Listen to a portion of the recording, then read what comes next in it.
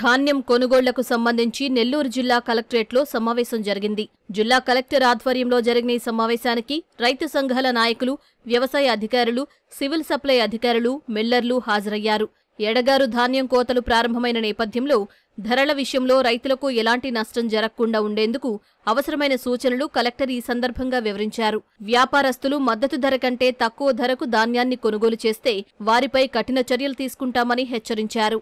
జిల్లాలో రైతు సంఘాలతో అదేవిధంగా ట్రేడర్స్తో కూడా మీటింగ్ చేయడం జరిగింది.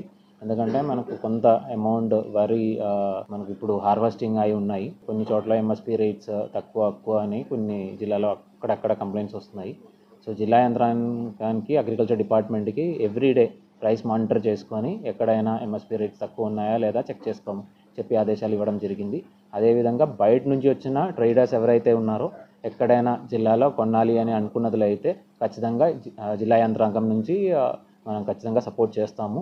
సో వాళ్ళకి ఎక్కడైనా ఇష్యూస్ ఉన్నది అయితే డెఫినెట్లీ అగ్రికల్చర్ డిపార్ట్మెంట్ అదేవిధంగా విలేజ్ రెవెన్యూ సిబ్బందులందరూ కూడా అదేవిధంగా డిఎం సివిల్ సప్లైస్ కూడా హెల్ప్ చేస్తామని చెప్పడం జరిగినాయి. ఎక్కడైనా తక్కువ రేటు మనకు కంటిన్యూస్గా వచ్చింది అని న్యూస్ వచ్చినట్లయితే definitely will start paddy procurement operations.